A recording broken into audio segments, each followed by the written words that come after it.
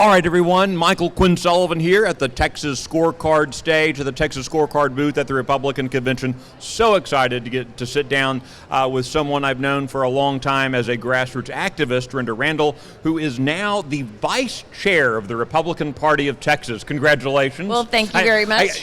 There is always which I say, I think congratulations, because you've signed up for a fairly thankless job that involves a whole lot of work. Did you know? I assume you knew that when you were stepping up for this. I did, and then you travel the state and you hear everybody talk, and you're like, oh wow, we've got a lot of work to do, but I'm so excited. I cannot wait to get started and work for the grassroots and get this party going.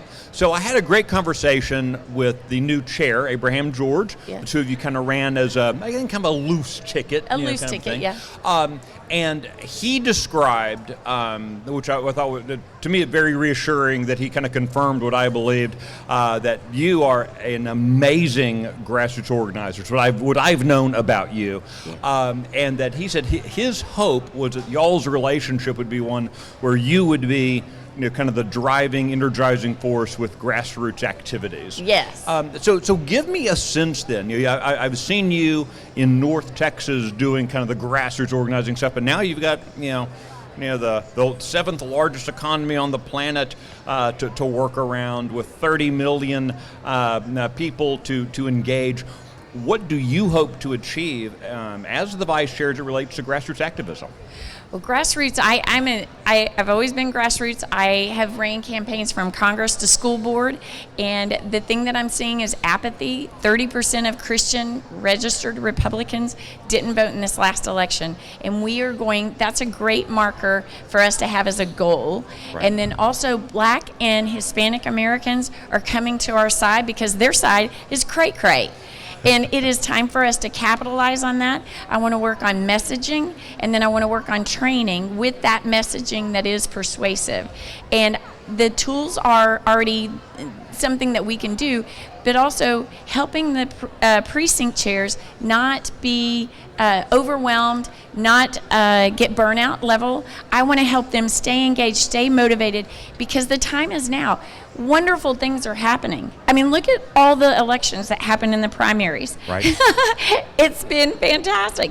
And then Laura Trump with what she did with cleaning out the RNC, and then they had a record-breaking day at the RNC, and then also Trump making $50 million in his one night of his fundraiser.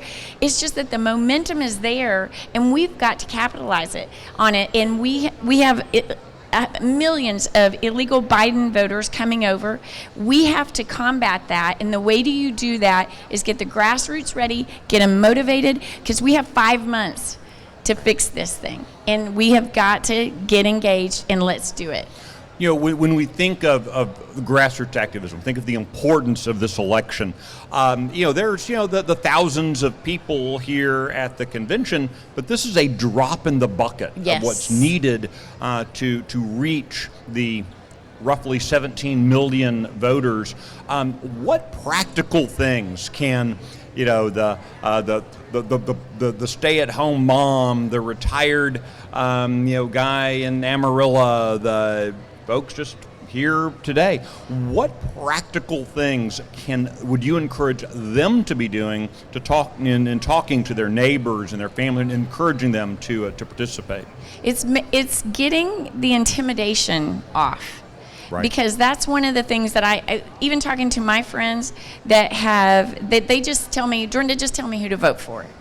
And that doesn't work anymore. We have 5 months to pull off the biggest landslide for Trump in Texas, and we have to get that right. And so it is engaging with those women and saying, stop watching TV and getting stressed out. Go call 5 friends, turn off the TV, call your 5 friends, and tell them how important this election is. And that's where the talking points and the messaging will come in handy, because the thing about the Democrats is they are the kings of marketing. Right. With their 2 to 3, 4 words of a campaign, and they don't have to really put much thought into it. We always respect people, and we believe that they have a brain. So we sit there and we explain to them, and we talk to them, and we want them to know why we think the way we do. They don't do that. It's pay your fair share. It's war on women. It's big, and all of the simplest words. So we need to take that back, and we arm these women that are staying at home or watching TV, help them with messaging. So then that way they can say, we believe in human rights. Well, what does that mean? Well, human rights. What is happening on the border is not good for these people. Right. It is tremendously terrible for the women that are having to endure all of this, the children that are having to endure all of this, the child trafficking, the human trafficking. That's where you begin your conversation is, we believe in human rights. Well, then they're going to ask you to explain. Then you go into explanation.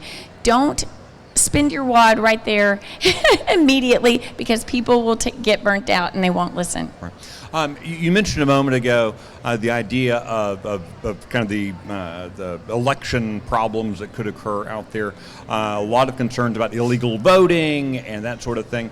What are practical things, one, that, again, a normal person can do to counteract, if you will, the possibility of election fraud, but also, what does the Republican Party of Texas, what role does the Republican Party of Texas have in fighting election fraud? Well, there's a lot of tremendous organizations out there that are working on election integrity, and I think that's what Abraham and I have already talked about, is how to tap into them and how to solidify that we have a good, strong election this year. And so those are some of the things. The other thing is Abraham is fantastic on data. I mean, the man, that's what he does for a living. So it's like, let's shore up how our data is done right now, and let's get good information out to the troops, because right now we just don't have it, because we have all these different components. And so I'm leaving that data part. I do the fun stuff of working with the grassroots. He can do the data part, and then we'll come together and make this happen to where we have good elections in November. I hear people say, I'm not going to bother to go vote because my vote won't count. How do you argue against that? Every vote counts. You have to vote. We have to overwhelm the system. If you are complacent like that, then don't complain about where this country is going, because a man was just arrested on the Capitol grounds for having a Bible and preaching.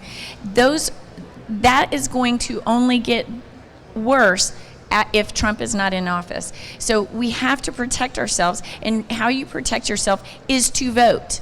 And that's what we have to stress this time. We have to be in the public square saying we have to protect ourselves by voting. Excellent. We have no other option. D'rinda Randall, the new vice chair of the Republican Party of Texas, thank you for your time. Thank you. Appreciate you, ma'am. Thank you. Thank you. Thank you.